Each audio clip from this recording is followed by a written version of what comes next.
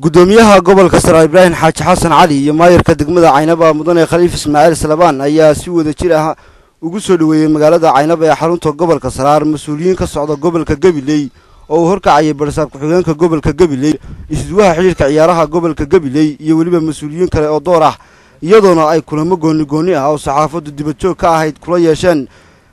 mas'uuliyiinta maamulka gobolka iyo kan degmada xafiiska maamulka gobolka ugu dambeyntiina waxay xalay casho sharaf ugu sameeyeen mas'uuliyiinta gobolka Sare hotel Balaasi og iyagoona ka wada hadlay xiriirka labada gobol ee Sare iyo Gabiley iyo waliba sidii loo sii xoojin lahaa adhanka kale oo la nadaafadeed ayaa maanta si rasmi ah uga bilowday magaalada Caynaba ee xarunta gobolka Sare kaasi oo ay soo qabanqaabisay dawladda hoose ee degmada Caynaba oo kaashanaysa hay'adda DRC isla markaana ay ka qayb qaadanayaan ururada haweenku ugu horeyn maayarka degmada Caynaba Khaliif Ismaaciil Salabaan ayaa ka warbixiyay ololaha nadaafadeed xilligan ka bilowday magaalada walow la iska ilaaway 45 maalmood ee uu madaxweynaha qaranku ilaamiyay in la qabto maanta halkan waxa ku hayaan oo dadkan haweenkan iyo raggan magaalada ay ugu soo qumbaxeen mashruuca nadaafadda ee magaalada oo muqallabka socday mashruucaas ay wada qayb qaadanayeen dadweynaha magaalada Caynaba ayna dhinac ka ahaayeen WP iyo hay'adda runtii hay'adaha mashruuca nagala qayb qaatay ee ay kamid yihiin DRC iyo dadweynaha xoogooda geliyay aad iyo aad baan ugu mahadnaqaynaa waana mashruuc u qaaliya deegaankan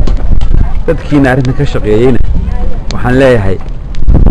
ilaahay xooggiina waana runtii nadaafatu misl iimaan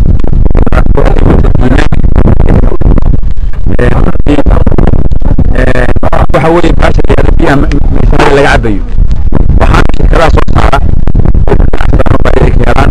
deegaankiina waxay ku hayaan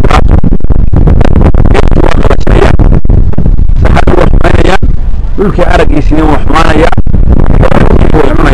keenayaan waxay leedahay markay xoolihii caloosha ka gashay waxay iskaga martay bacmihii u bixiyay caleedi waa kordhi waa bishay Soomaali channel uga shaqeeya deegaanka wararkiisa aad iyo aad u faafiya wadoofaadka dhageysiina aad baan u salaamayaa iyo wariyeeda aad iyo aad baan sidoo kale waxa iyana halkaasi ka hadlay qaar ka tirsan haweenka hawlgalka nadiifinta ah ka qayb qaadanayay kuwaasi oo ku dheeraaday inay maanta u soo dibad baxeen sidii ay magaaladooda uga nadiifin lahaayeen qashinka waxaan ka xirnaa dawladda hoose iyo hay'adaha nagu